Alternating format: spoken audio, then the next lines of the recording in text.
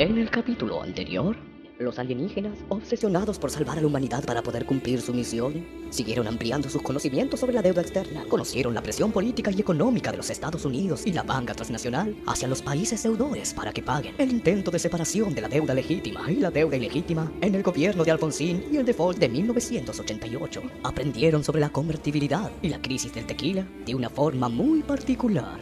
Los marcianos seguirán intentando comprender el funcionamiento de este perverso mecanismo y a través de la brecha espacio-temporal modificar la historia para poder desarticular este peligroso obstáculo para el desarrollo humano, salvar a la humanidad y así cumplir su misión. Respirar un poco de aire puro nos va a hacer bien a todos. Bueno, estirar las piernas es muy saludable.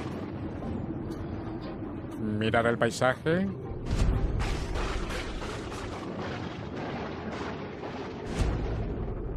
Durante los primeros años del gobierno de Menem...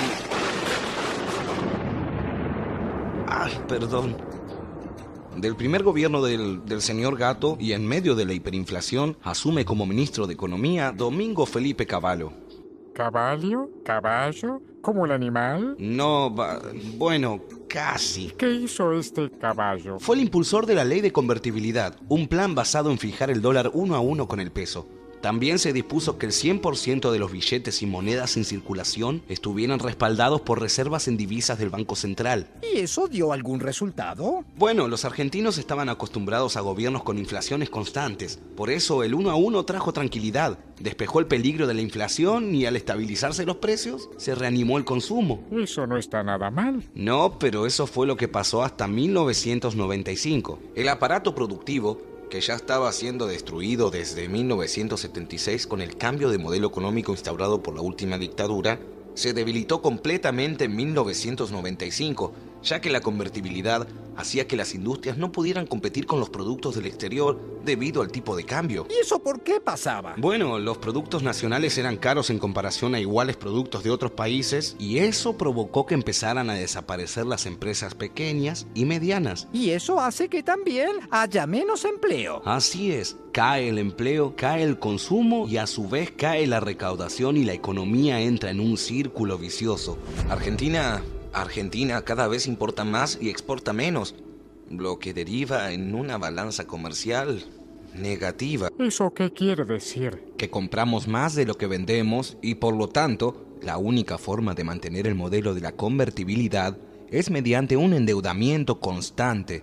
Pidiendo más y más dinero. Además, con la presión de los acreedores, que estarían muy ansiosos por cobrar. Los banqueros y el sistema financiero, preocupados porque Argentina y muchos países de Latinoamérica no pagaban sus deudas, idearon el Plan Brady.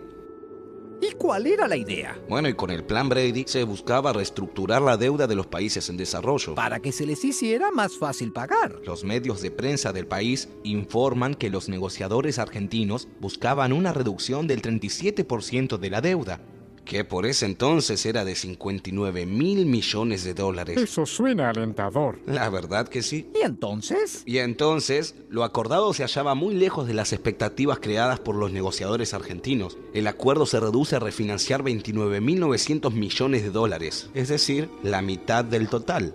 Esa cifra surge de 20.900 millones de dólares de deuda no vencida y de 9.000 millones de dólares de intereses atrasados. Los 9.000 millones de dólares de intereses atrasados se cancelan con 400 millones en efectivo y 8.600 millones en bonos a 12 años. Los 20.900 millones de dólares se refinancian con bonos, de los cuales solo 7.300 millones tienen una quita del 35%. Es decir, 2.555 millones de dólares.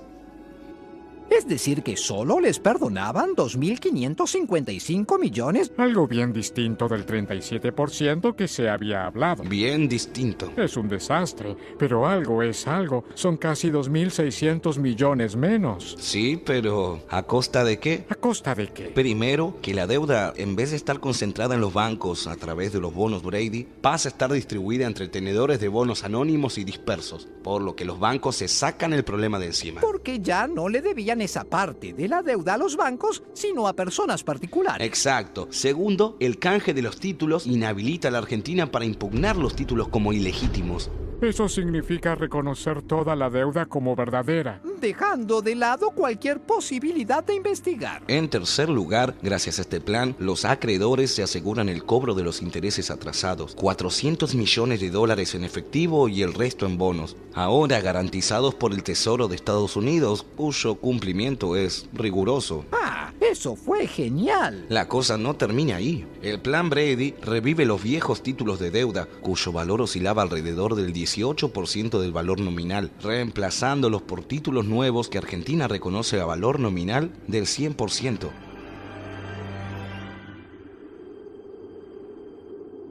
¿Podría explicar eso de otra forma? Los títulos de la deuda que estaban circulando, como el país estaba en crisis y nadie creía que el gobierno fuera a pagar, se habían desvalorizado, cotizaban al 18% de su valor real. Entonces, esos 20.900 millones en títulos valían en ese momento 3.762 millones de dólares. Es decir, al 18%, pero gracias al plan Brady, la Argentina los reconoce a su valor original. ¿Pagaron 100 por lo que valía 18? Técnicamente sí. Esto sí que es increíble, increíble. Esto quiere decir que esos 20.900 millones que se reconocen como deuda valían en ese momento 3.762 millones. Por supuesto, doctor. Comprar esos bonos en el mercado es lo que deberían haber hecho, ¿verdad? Exacto. Habría que haber recomprado esos bonos en el mercado o, en todo caso, discutir su nueva valorización. ¿Y qué pasó después? El 14 de mayo de 1995 se realizaron las elecciones presidenciales. Con casi el 50% de los votos es reelegido el señor Gato. Sin dudas, la tendencia humana al autoexterminio es muy fuerte. ¿Qué es una manga de pelota? Lo que pasa es que gran parte de la sociedad hasta ese momento no se había dado cuenta de lo que se estaba haciendo con el país. Creyeron que el 1 a 1 alcanzaba para que el país anduviera bien. ¿Y qué fue lo que pasó en la segunda presidencia? Bueno, las cosas para la segunda presidencia empeoraron hasta casi colapsar. Esto no tiene solución. Durante el segundo gobierno menemista se continuó con las privatizaciones que habían comenzado en el primer mandato. ¿Qué es una privatización? Es un proceso mediante el cual las empresas públicas o del Estado son transferidas a capitales privados. Las venden. Hay que tener en cuenta que ciertas empresas que son estratégicas para el país, como lo eran YPF, servicios de agua, gas, entre otros, no deberían haber sido vendidas. Eso no parece para nada bueno. Y no lo era. ¿Y cómo se hicieron esas privatizaciones? Mal, por supuesto. ¿Se acuerdan de esas personas y empresas que crearon deuda pidiendo préstamos en el exterior y que luego se beneficiaron cuando se estatizó esa deuda y la terminamos pagando todos los argentinos? Claro que sí. Bueno, esas mismas personas y empresas compraron esos títulos de deuda a valores notablemente depreciados y se asociaron con capitales extranjeros usando esos títulos para comprar empresas públicas. Y entonces, ¿quiénes se quedaron con las empresas públicas? Los grupos económicos que, en mi época, manejaron directamente el país. Pérez Companc participa con Citicorp y Enron en Edesur, con France Telecom y Banco Morgan en la privatización de Entel, con capitales chilenos en usinas eléctricas diversas. Techint participa en el negocio electrónico de Edenor junto a Telefónica de España, Citicorp y Soldati en la privatización telefónica, con Banco Morgan y Banco Río, por entonces de Pérez Companc, en la privatización de Somisa y obtiene la concesión del Expreso Ferropampeano. Macri interviene en la privatización eléctrica de Zona Centro y Cuyo obtiene la concesión de la recolección de basura en Buenos Aires en sociedad con Waste Management International Ltd., como así también la concesión de peajes de rutas panamericanas a través de Sideco, del acceso sur con Benito Roggio y la concesión del correo. Soldati se queda con obras sanitarias bajo el nombre de Aguas Argentinas y con la concesión de Ferrocarril del Delta y también con la refinería de Dock Sud. Fortabat obtiene la concesión del Ferrocarril Roca. Benito Roggio se convierte en concesionario del Ferrocarril Sarmiento, del peaje del acceso oeste y los subterráneos. Garobaglio y Sorraquín toma a su cargo la energía del litoral. Pescarmona a la concesión ferroviaria de Urquiza y participa inicialmente en la privatización de aerolíneas, entre otras.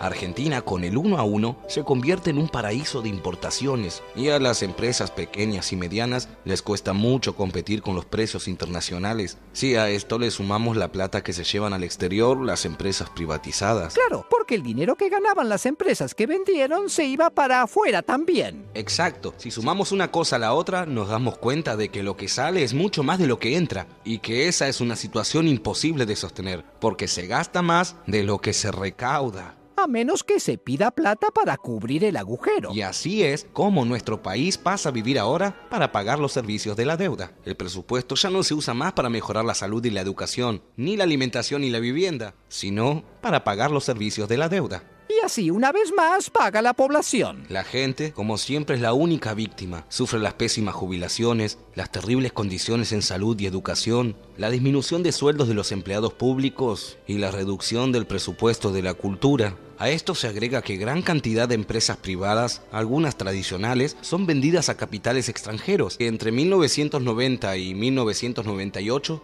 426 empresas argentinas fueron compradas por capitales extranjeros. Obviamente, esto no termina nada bien. Naturalmente. Finalmente, en noviembre de 1998 entramos en recesión. ¿Recesión? ¿Qué es eso? Es cuando durante 3 trimestres seguidos o más disminuye la actividad económica del país. Se mide a través de la baja del Producto Bruto Interno. ¿Qué es el Producto Bruto Interno? Es el valor de todos los bienes y servicios producidos en un país durante algún periodo de tiempo. Y con el endeudamiento de todos esos años, ¿de cuánto era la deuda externa en 1998? 113.000 millones de dólares. Eso significa casi el doble de deuda que cuando asumió Menem. Supongo que con este panorama se le habrá hecho insostenible el último tiempo de mandato. Lo deben haber sacado a patadas. No crean, hizo un intento de reforma constitucional para poder ser reelegido por tercera vez. Pero bueno, la recesión y las acusaciones de corrupción tuvieron como consecuencia un descenso en su popularidad, además de una desocupación del 15% para 1999. Y así el señor Gato terminó su gobierno el 10 de diciembre de ese mismo año. Vamos, cuéntenos. Seguramente un cambio de gobierno va a hacer que las cosas estén mejor. ¿Están seguros de que quieren que les cuente? Sí, adelante.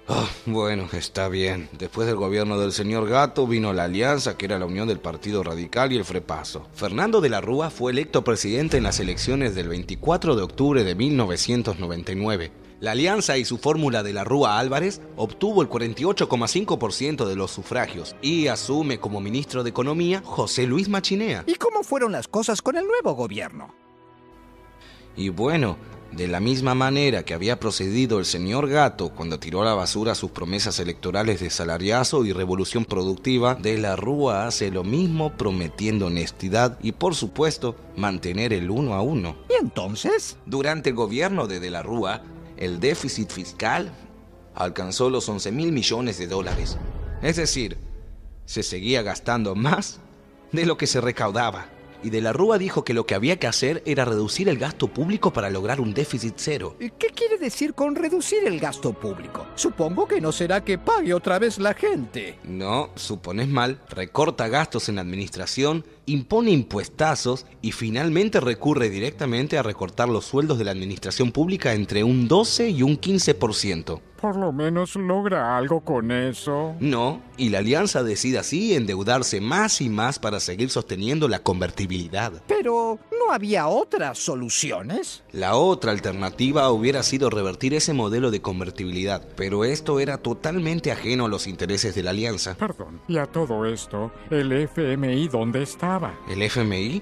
Avanzaba en sus exigencias cada vez más y más, tal vez cebados por la sumisión del gobierno de la Alianza. Esto no podía terminar bien. A fines del año 2000, la realidad económica y social de la Argentina muestra un panorama deplorable. La recesión que había comenzado en 1998 se acentuó y creció el desempleo y la miseria. ¿Y la deuda? La banca mundial solo accedía a refinanciaciones a través de sobretasas muy altas. Es decir, le seguían prestando pero con intereses más altos. ¿Y por qué hacían eso? Porque los financistas del exterior, los mismos que hundieron al país, sostenían que éramos un país de riesgo y que por lo tanto había que poner sobretasas que cubran ese mayor riesgo. Entonces los bancos transmiten esas altas tasas de interés porque bueno, según ellos, están arrastrados por las operaciones externas. Pero, ¿esto no empeora las cosas? Claro, así es como el sistema financiero internacional ayuda a los países con problemas. ¿Cómo sigue esto? Frente a esto, el ministro Machinea depositó su confianza en el blindaje financiero. ¿Blindaje? ¿Qué es el blindaje financiero? Era un crédito extraordinario otorgado por el FMI, el Banco Mundial, AFJP locales, bancos y el gobierno español por 32.700 millones de dólares, puesto a disposición del gobierno argentino para eventuales urgencias. ¿Les dieron directamente los 32.700 millones? ¿Así nomás? Por supuesto que no. Debían cumplir con las siguientes condiciones: equilibrio fiscal, evitar nuevos endeudamientos y desregular las obras sociales. ¿Y qué efecto tendría el blindaje? Con el blindaje, el país podría obtener créditos a tasas casi normales, y esto, según se prometía, bajaría también las tasas de interés internas, con lo cual se reactivaría la economía. Es como un crédito que sirve para pedir más crédito. Algo así como un aval que nos permitía pedir más plata sin sobretasas, o con sobretasas menores. ¿Y qué pasó? Duró poco. Los organismos internacionales consideraron que el gobierno argentino no cumplió con las obligaciones asumidas, y a 2 meses de su implementación se desmoronó. Este fracaso provocó la renuncia del ministro de Economía Machinea en marzo del 2001. ¿Y quién entra? Ricardo López Murphy ocupa el Ministerio de Economía, quien a poco de asumir anunció un recorte de 2.000 millones de dólares en gastos de la administración pública, que incluía un recorte del 5% a las universidades públicas. ¡Excelente!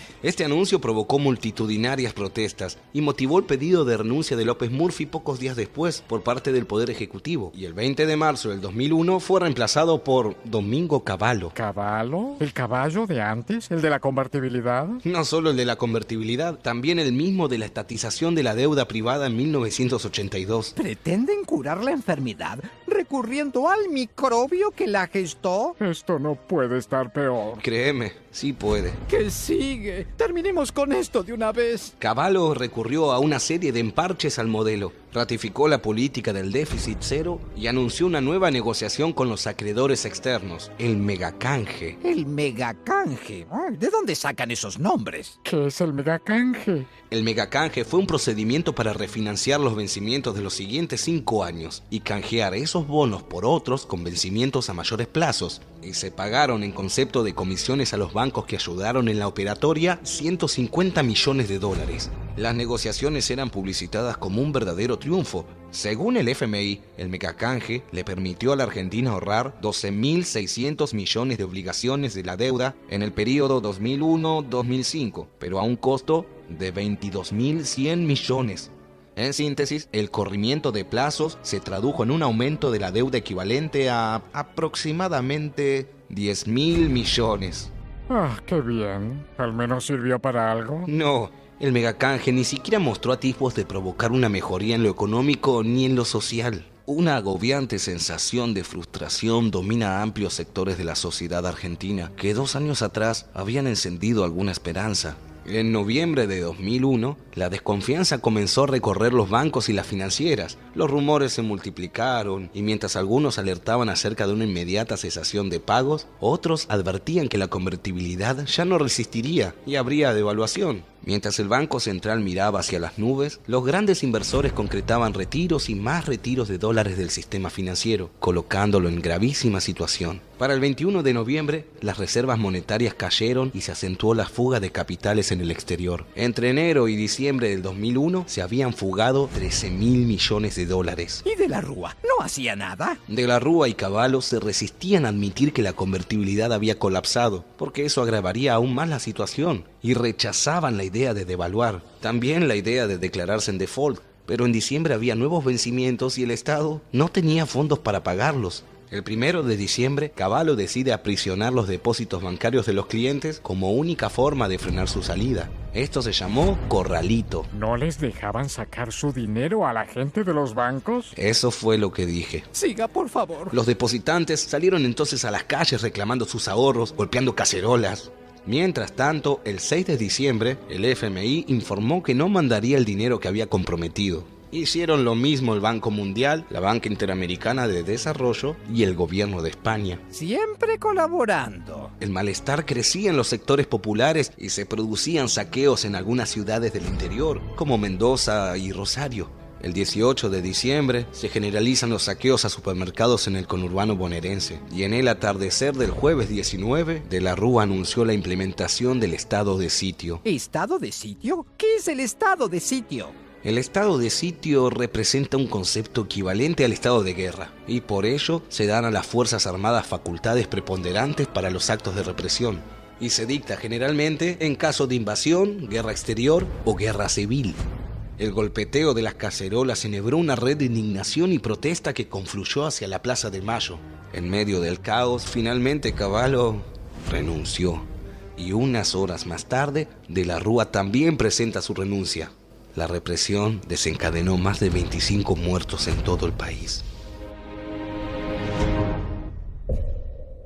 ¿Por qué lo hicieron? Terminaremos matándolo. Exacto. No tiene importancia, no es mucho más lo que puede decirnos. No le quedan muchos años de relato. No logramos ningún resultado positivo hasta el momento. Esto es un desastre. No cabe duda que lo más conveniente es dar a conocer esta estafa. ¿Pero cómo? Debe haber alguna manera. Tripulación, disculpen la interrupción, pero es probable que la tecnología pueda ayudarlos. Hay un medio masivo que puede ayudar a difundir información en todo el planeta. ¿Y cuál es? Internet. ¿Y eso qué es? Internet consiste en una red internacional de redes. A través de ella, diferentes computadoras ubicadas en diferentes partes del mundo pueden compartir cualquier información. ¿Cualquier información? Correcto. Pero eso es excelente. Computadora, hagámoslo inmediatamente.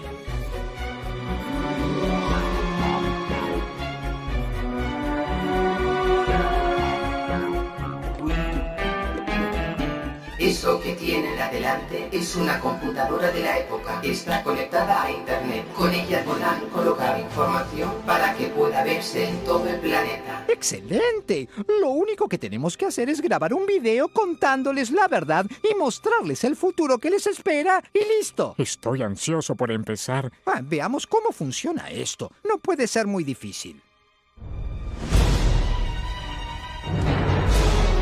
¿A quién se le puede ocurrir hacer un sistema de ventanas que abren y se cierran? ¿A quién? Creo que necesitamos un manual de instrucciones.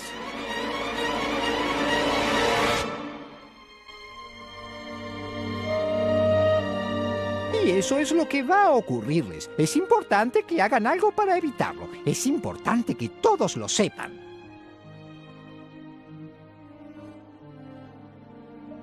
¿Listo? Ahora lo único que tenemos que hacer es dejar este video para que todos puedan verlo. Listo. Ahora solo nos queda esperar por los resultados.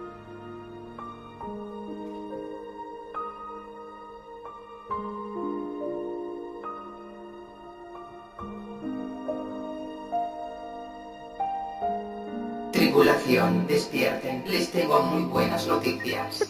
¿Pero qué ha pasado? Tripulación, el video con la información que subimos hace solamente 6 horas fue visto por 27.845.331 humanos alrededor del planeta. ¿Qué? El video con la información que subimos hace solamente 6 horas fue visto por 27.845.331 humanos alrededor del planeta. ¡Lo logramos! ¡Es increíble! ¡Yupi! ¡Salvamos a la humanidad! Millones de humanos ahora saben lo que les pasará si no cambian. Ahora solo tenemos que esperar y este presente desastroso empezará a cambiar. ¿Cómo no nos dimos cuenta? Fue demasiado fácil. Gracias, computadora. Gracias.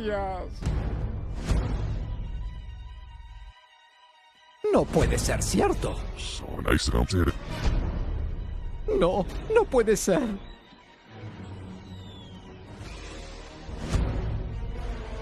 No nos creyeron. No nos creyeron. No puede ser. Creen que todo es mentira. Esa era nuestra última esperanza.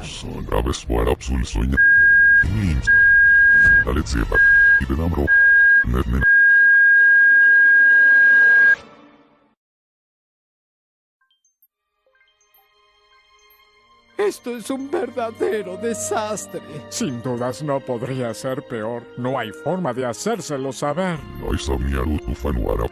No la hay. Y seguirá empeorando y empeorando hasta llegar a esto. Juárez Selman fue presidente argentino entre 1886 y 1890. ¿Qué? ¿Y eso qué tiene que ver? Me está delirando. Está hablando de 1886. Tenemos que saber qué fue lo que pasó después de 2001. ¿Cómo se llegó al default de 2001? Es un proceso muy similar al de 1890. Ya me estoy cansando. Juárez Selman asumió la presidencia en 1886 mediante elecciones fraudulentas, impuesto por su concuñado Julio Argentino Roca, quien había gobernado entre 1880 y 1886. Y ya había comenzado el proceso de endeudamiento irresponsable que luego sería ampliado por su sucesor. Elecciones fraudulentas.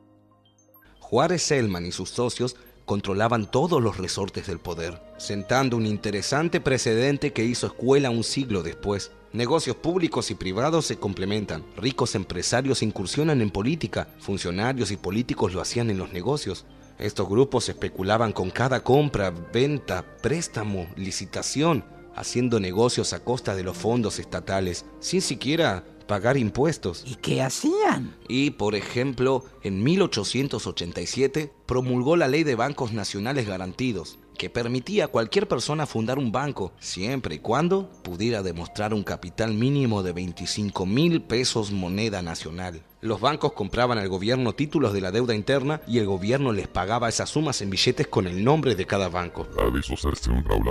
Continúe, por favor. Eso hizo que en menos de 2 años los bancos empezaran a enviar sus capitales al exterior y el Estado debió limitar el retiro de ahorros depositados en los bancos. El corralito. El gobierno llevó adelante una política económica liberal, fomentando la privatización de todos los servicios públicos. Detrás de cada concesión había un negociado y un funcionario beneficiado con la generosidad de la empresa beneficiada. Privatizaciones corruptas. Toda esa euforia especulativa comenzó a decaer cuando en el mundo comenzaron a bajar los precios de nuestras exportaciones. Y fue necesario hacer frente a una deuda externa que comprometía el 60% de nuestro Producto Bruto Interno. ¡Increíble! Para financiar esta política, el gobierno siguió con su tradicional aumento del endeudamiento para pagar la deuda externa. Endeudamiento externo. Argentina compraba más de lo que vendía y de lo que estaba en condiciones de pagar. Vendíamos barato y comprábamos caro. Me suena. Y así, en junio de 1890, Argentina entró en cesación de pagos y se declaró en default. Frente a las puertas de los bancos se hacían filas de ahorristas que intentaban extraer sus depósitos, mientras que la mayoría de los bancos declararon quiebras fraudulentas. Pero no entiendo. ¿Qué quiere decirnos con esto?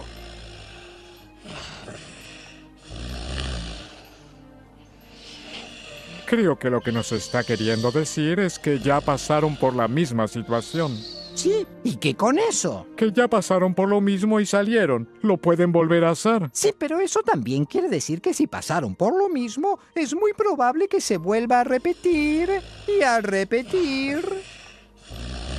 La segunda fue peor que la primera y cada vez será peor. Cada vez será peor. En el capítulo de hoy, los alienígenas siguieron con su investigación de la deuda externa, convencidos de que podrán revertir la tendencia humana al autoexterminio. Así, aprendieron sobre los 2 gobiernos menemistas, la convertibilidad y sus consecuencias, las privatizaciones y el endeudamiento para sostener la convertibilidad. Conocieron el gobierno de la alianza con Fernando de la Rúa a la cabeza y el blindaje financiero de Machinea. Y más tarde, la vuelta de Domingo Cavallo al Ministerio de Economía y el megacanje. Y sobre el final, hicieron otro intento de dar a conocer esta estafa, pero esta vez con un video subido a internet. ¿Subieron un video a internet? Así es. ¿Y qué consiguieron? Nada, obviamente. Nada. Y claro, eso sí fue tonto. Internet era una biblioteca de Babel. Estaba lleno de porquerías. Brrr. Ajá. No hay de qué preocuparse. Les queda poco. Muy, muy, muy poco.